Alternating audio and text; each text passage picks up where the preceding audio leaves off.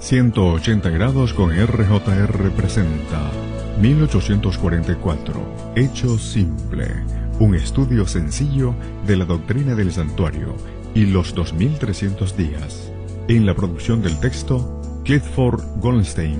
Segunda parte, respuesta a objeciones. Capítulo 7.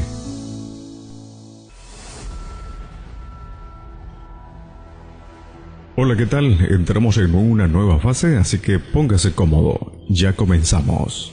A esta altura de nuestras consideraciones, si usted ha escuchado o reescuchado este podcast, usted deberá ser capaz de dar un estudio sobre 1844.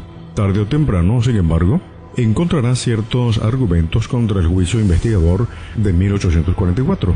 Esta sección analiza los más importantes. Un argumento contra la manera en la que los adventistas comprenden a Daniel 8:14 involucra la relación entre el capítulo 8 y el santuario levítico. Algunos opinan que no deberíamos relacionar Daniel 8 al servicio del santuario, ni tampoco debiéramos ver la purificación del santuario de Daniel 8 como el cumplimiento de la purificación típica del santuario en Levítico. ¿Es válido este argumento o realmente existen lazos entre Daniel 8 y el santuario levítico? Daniel 7 se refiere a un león, un oso, un leopardo y también a una cuarta bestia, todos ellos animales inmundos. ¿Qué tipo de animales hay en Daniel 8? Un carnero y un macho cabrío. No son solo animales limpios, también son animales utilizados en el santuario. Y no solo eso, son animales utilizados en el servicio del día de la expiación. Vea lo que dice Levíticos capítulo 16. Aunque este hecho no prueba que Daniel 8 se refiere al Levítico, parece indicar una conexión. La relación crucial entre Daniel 8 y Levítico se encuentra en el lenguaje de Daniel 8, que contiene palabras que se relacionan con el culto del santuario. Daniel 8:11, por ejemplo, tiene imágenes propias del santuario. Dice: aún se engrandeció contra el príncipe de los ejércitos y por él fue quitado el continuo sacrificio y el lugar de su santuario fue echado por tierra. La palabra hebrea para lugar, makon, también traducida como fundamento, se utiliza en el Antiguo Testamento 17 veces, 14 de las cuales se relacionan directamente con el santuario. En 2 de las otras 3 se relaciona con el trono de Dios, sugiriendo un enlace con el santuario. Puede observar lo que dice Éxodo capítulo 15, el verso 17, Primero de Reyes capítulo 8, el verso 13, Segundo de Crónicas capítulo 6, el verso 2, e Isaías capítulo 18, el verso 4. También tomemos en cuenta la palabra santuario en sí misma. Ese término por sí solo relaciona este capítulo con Levítico. En el versículo 11 la palabra se traduce de mixdas, un vocablo común para el santuario terrenal a lo largo del Antiguo Testamento. En algunos pasajes se refiere también a la morada celestial de Dios. Puede leer lo que dice Salmos 68:35 y 96:6. En Daniel 8:14, hasta 2300 tardes y mañanas, luego el santuario será purificado. La palabra para santuario es Kodesh, también relacionada al capítulo con el culto levítico. Así que esa palabra puede referirse al santuario total, al lugar santo o al lugar santísimo. Kodesh o Kodesh se utiliza a través del Levítico 16, donde el Kodesh o el santuario ha de ser purificado. Ejército, que se encuentra en los versículos 11 y 12, proviene también de Zabba, vocablo que en el contexto del santuario se ha utilizado en relación con el trabajo de los levitas, aquellos que servían en el santuario terrenal. Puede observar lo que dice en Números, capítulo 4, el verso 3, el versículo 23 y el versículo 30. También el capítulo 8, el verso 24. La palabra para diario en el versículo 11, que es tamid, tiene una poderosa conexión con el santuario. La mayoría de las traducciones la traducen el continuo sacrificio, porque la palabra tamid En referencia al servicio del santuario se utiliza para el sacrificio diario, aunque la palabra sacrificio no está en el texto original, el cual se ofrecía cada mañana y cada tarde. Puede observar lo que dice Éxodo capítulo 29, el verso 38 y 42. A veces se traduce continuo o siempre. Una sección de el Talmud lo llama tamid y trata de todos los reglamentos sobre el ofrecimiento de los sacrificios regulares diarios. La palabra tamid se utiliza en relación con el pan diario de la proporción. Éxodo capítulo 25, el verso 30 lo dice. En el primer apartamento del santuario se la utiliza en referencia a las palabras del primer apartamento, las que ardían el tamid, siempre delante del Señor, dice Éxodo capítulo 27, el verso 20. Tamid se refiere al uso del incienso en el primer apartamento, otros dirían departamento. Puede observar lo que dice Éxodo capítulo 30, el verso 8. En Levítico 16:13, tamid se refiere al fuego en el altar de las ofrendas quemadas, un fuego que debía arder continuamente sobre el altar y nunca apagarse. Claramente la palabra tamid tiene conexiones con el santuario. No obstante, note que la palabra solo se utiliza en relación con el ministerio dentro del primer apartamento. Nunca se utiliza en relación con el segundo apartamento, donde ocurre el juicio. Tamid habla solo del primer apartamento. El significado de esto se verá prontamente. La palabra para quitado en el versículo 11 de la raíz rum se utiliza en conexión con el santuario, aunque por sí misma rum como raíz significa levantar en el contexto del santuario, especialmente cuando se utiliza en la forma verbal causativa, como sucede en Daniel 8:11, significa quitar. En algunos lugares en Levítico, rum, a menudo en la forma causativa, se traduce quitado, al igual que se lo hace en Daniel 8:11. Puede observar lo que dice Levítico capítulo 2, el verso 9, capítulo 4, el verso 8, el verso 10 y el verso 19. Se utiliza con referencia a quitar los cadáveres de los animales durante las ceremonias de los sacrificios. Hasta ahora hemos probado que lingüísticamente Daniel 8 puede conectarse con el culto del santuario. Pero si observamos exactamente lo que sucede en alguno de estos versículos, podemos establecer lazos aún más poderosos.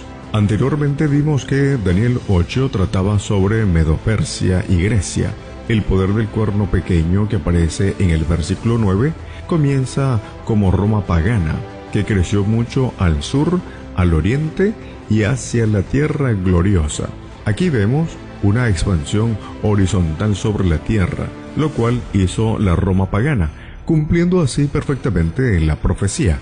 En los versículos 10 al 12, las acciones del cuerno pequeño se mueven hacia arriba y toman un carácter religioso. Se engrandece a sí mismo hacia el príncipe de los ejércitos, quita el continuo, echa por tierra la verdad, incluso echa por tierra el lugar de su santuario. Aquí se habla de la fase papal del cuerno pequeño y de su ataque contra el evangelio. Pero ¿cómo, por ejemplo, pudo el papado echar por tierra el lugar o fundamento del santuario celestial? Y debe referirse al celestial porque el papado no existió en los días del santuario terrenal. Obviamente, el papado no subió al cielo ni atacó físicamente el santuario. En vez de eso, por medio de su sistema de la misa, el sacerdocio, la confesión, la mediación y otros que constituyen una falsificación de la vida, muerte y ministerio sumo sacerdotal de Jesús, el príncipe de los ejércitos, se perdió el fundamento de la obra de Cristo en el cielo, o en cierto sentido, fue echado por tierra. Imagine que la Radio Libre Europea transmita el programa religioso La Voz de la Esperanza a los países comunistas. Las ondas de radio viajan a través del aire, pero antes de llegar a los radioreceptores o radioescuchas, los gobiernos envían señales obstaculizantes que bloquean la transmisión. Las personas objeto del programa no reciben nada, no escuchan nada, ni saben nada de las verdades que éste tenía. En cierto sentido, el fundamento o la esencia del mensaje se pierde, es quitado, echado por tierra. Ese mismo principio se aplica a la interferencia papal con el ministerio sumo sacerdotal de Cristo. Obviamente estamos tratando con acciones simbólicas porque la verdad no puede ser literalmente echada por tierra. De la misma manera en que el papado no podía echar por tierra el santuario físicamente, tampoco podía físicamente echar por tierra la verdad. Pero por medio de su intercesión y mediación falsas, el papado fue capaz de destruir la verdad acerca de la obra de Cristo en el santuario, por lo tanto la echó por tierra. El versículo 10 dice que el papado se engrandeció hasta el ejército del cielo y que parte del ejército y de las estrellas echó por tierra. ¿A quiénes se refiere la expresión ejército del cielo? A los ángeles, por supuesto. Apocalipsis capítulo 13, el verso 6, hablando acerca del mismo ataque religioso hecho por el papado, dice que abrió su boca en blasfemia contra Dios, para blasfemar de su nombre, de su tabernáculo y de los que moran en el cielo. ¿Quiénes moran en el cielo? Los ángeles, el ejército del cielo. Apocalipsis capítulo 12, verso 4, habla acerca de la caída de Lucifer y de los ángeles, a los que se les llama las estrellas del cielo. En el versículo 10, el papado echó por tierra a algunos del ejército de estrellas que estaban en el cielo. Nuevamente, no nos referimos a un echar por tierra físico, sino espiritual, por medio de aseveraciones y prerrogativas papales, tal como la de reclamar superioridad sobre los ángeles, aseverando tener control sobre ellos, o por medio de cualquier otra manera en la que históricamente se ha blasfemado a los que moran en el cielo. El papado fue capaz de engrandecerse hasta el ejército del cielo y de echarlos por tierra, tal como espiritualmente echó por tierra la verdad. Vea el versículo 11 y su descripción del poder del cuerno pequeño. Una Biblia judía lo traduce así: sí, se magnificó a sí mismo hasta el príncipe del ejército y quitó de él el holocausto continuo, hablando del Tamid, y en lugar de su santuario echó por tierra. Así que el hebreo literalmente dice de él, esto es, del príncipe del ejército, se quitó el diario o el continuo. Así que el príncipe del ejército obviamente se refiere a Jesús, el Mesías príncipe, según Daniel 9:25. En aquel tiempo se levantará Miguel, el gran príncipe, dice Daniel 12:1. El libro de Hebreos también se refiere a Jesús como nuestro sumo sacerdote en el santuario celestial. El cuerno pequeño, el papado, se ensoberbece aún contra Jesús. Cualquiera que reclama para sí las funciones de la divinidad, tal como lo han hecho los papas, se está engrandeciendo contra Dios. La abolición del diario, o sea, del ministerio de Cristo en el santuario, proviene del sistema apóstata de mediación, intercesión y, como hemos dicho, otras cosas más, prerrogativas que pertenecen a Cristo en el santuario en el cielo, pero que fueron usurpadas por el papado. En este sentido, la verdad acerca del lugar de su santuario fue echada por tierra. El versículo 12 de Daniel 8, hablando acerca del cuerno pequeño, dice que a causa de la prevaricación le fue entregado el ejército junto con el continuo sacrificio. ¿Quién es ese ejército entregado al cuerno pequeño? Un ejército relacionado con el continuo sacrificio a causa de la prevaricación. El doctor Hassel escribe que podría referirse al clero. De hecho, la obra del sacerdocio papal, a través de su transgresión de la verdad de Dios, usurpó el ministerio mediador del príncipe celestial de los ejércitos.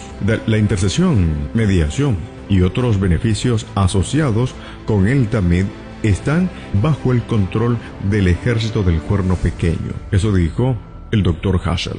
El sacrificio de la misa, la confesión ante sacerdotes, la mediación de los sacerdotes, el orar a los santos, todo el sistema papal usurpó la verdad del santuario hasta que ésta se perdió, fue echada por tierra y fue quitada. Hemos llegado a un asunto crucial. ¿Por qué solo se quitó el diario, el Tamid? Lea pues el versículo 11. Tamid se refiere solamente al ministerio dentro del primer departamento del santuario. ¿Por qué el papado solo quitó lo relacionado con el primer departamento? ¿Por qué solo el diario? ¿Por qué no la obra del segundo departamento? Porque el ministerio dentro del segundo departamento, el anual, que ocurría cuando se purificaba el santuario, todavía no operaba. No fue sino hasta el fin de los 2300 días en 1844 que comenzó el ministerio dentro del segundo departamento. No podía ser quitado durante el reinado del cuerno pequeño porque no estaba funcionando en ese tiempo. Hasta 2300 tardes y mañanas, luego el santuario será purificado. Hasta 2300 días luego comenzará el servicio anual. En Daniel 8 tenemos ambas fases del ministerio sumo sacerdotal de Cristo en el cielo. El diario, que recibe el ataque del papado, y el anual, el ministerio dentro del segundo departamento, que comienza al final de los 2300 tardes y mañanas, cuando el santuario es purificado. ¿Puede ver cómo se relaciona todo con el santuario? De hecho, usted no puede comenzar a comprender la esencia de Daniel 8 sin relacionarlo con Levítico. También vemos a Jesús en Daniel capítulo 7, 8 y 9. Daniel 9 señala su papel de cordero, presentando especialmente a Cristo como el sacrificio cuando menciona que se quitará la vida al Mesías, mas no por sí, dice el versículo 26. Daniel 9, como Daniel 8, también usa el idioma del santuario. Habla acerca del santuario, los sacrificios, la expiación por el pecado, todo lo cual establece otro lazo entre ambos capítulos. Daniel 9, sin embargo, presenta a Jesús como el Cordero, un énfasis que no se encuentra en los dos capítulos previos. En Daniel 8, vemos a Jesús como el sumo sacerdote, el príncipe de los ejércitos. Su papel es de mediador en el santuario celestial, un énfasis que no se encuentra en los capítulos 7 y 9. Tenemos tal sumo sacerdote el cual se sentó a la diestra del trono de la majestad en los cielos, ministro del santuario y de aquel verdadero tabernáculo que levantó el Señor y no el hombre, dice Hebreos capítulo 8, el verso 1 y 2. En Daniel 8 Jesús cumple este papel de sumo sacerdote. En Daniel 7 se encuentra otro énfasis, el de un reino. Numerosas veces habla acerca del reino. Los santos recibieron el reino, dice el versículo 22. Los santos poseerán el reino, dice el versículo 18. El reino y el dominio y la majestad de los reinos, dice el versículo 27. Aquí vemos a Jesús como la cabeza de ese reino. Él es rey, una función que no se menciona en los capítulos 8 y 9. Podemos abundar aún más. Daniel 9 habla acerca de ungir al Santo de los Santos. Las palabras hebreas utilizadas para el Santo de los Santos puede referirse solamente al santuario. Pero ¿qué santuario habría de ungirse dentro del periodo de tiempo de la profecía de las 70 semanas? 457 a.C. al año 34 después de Cristo. No el santuario del desierto, que fue ungido más de 1000 años antes. El Santo de los Santos no puede ser el templo de Salomón, que fue ungido en el siglo X a.C. El segundo templo fue ungido en el año 516 a.C., casi 60 años antes del comienzo del periodo de las 70 semanas. El único otro santo de los santos de importancia es el lugar santísimo en el cielo, el verdadero tabernáculo donde Jesús actualmente oficia. Según Daniel 9, Jesús derrama su sangre y entonces se utiliza esa sangre para ungir el santo de los santos, el santuario celestial. En Daniel 8 vemos a Jesús inicialmente en su ministerio dentro del primer departamento, el diario, y luego en su ministerio dentro del segundo departamento cuando el santuario es purificado. Finalmente, Daniel 7 consuma la secuencia con el establecimiento del reino de Cristo y su función de rey. En estos versículos existe la misma secuencia del servicio en el santuario terrenal: sacrificio, ungimiento según Daniel 9, ministerio dentro del primer departamento, ministerio dentro del segundo departamento, dice Daniel 8, y finalmente el fin del mundo, Daniel 7. Todo esto con Jesús como su centro. ¿Por qué entonces esta secuencia está al revés? El doctor Shea explica que la mente de los antiguos hebreos trabajaba de efecto a causa, en vez de causa a efecto, que es la forma en la que analizamos la mente del hombre occidental moderno. Era por lo tanto natural comenzar esta secuencia con el efecto, el establecimiento del reino, y terminar con la causa, el sacrificio de Jesús. Por lo tanto, escribe Shea en el tomo 2, página 239, esas tres profecías en Daniel forman una cadena interrelacionada de explicaciones sobre la obra de esta figura que es común para todos ellos. En el capítulo 9, Él es el sacrificio. En el capítulo 8, Él es el sacerdote. En el capítulo 7, Él es el rey, debido a que estas fases diferentes de la obra de Cristo están unidas por una hebra común. La figura que se destaca en todas ellas debiera identificarse como la misma. Las primeras dos fases han sido cumplidas en Jesucristo y esperamos la conclusión de la tercera cuando los santos serán conducidos al reino eterno de Dios. Por cierto, no solo vemos más eslabones entre Daniel 7 y 8 y 9, sino que podemos ver cómo estos capítulos, particularmente el 8 y el 9, se relacionan con el culto del santuario, un enlace que los adventistas hemos proclamado desde 1844. Hemos llegado al final de este capítulo. Será hasta la próxima. 180 grados con RJR presentó 1844, Hecho Simple, un estudio sencillo de la doctrina del santuario y los 2300 días. Les narró Rodrigo Josué Rivas.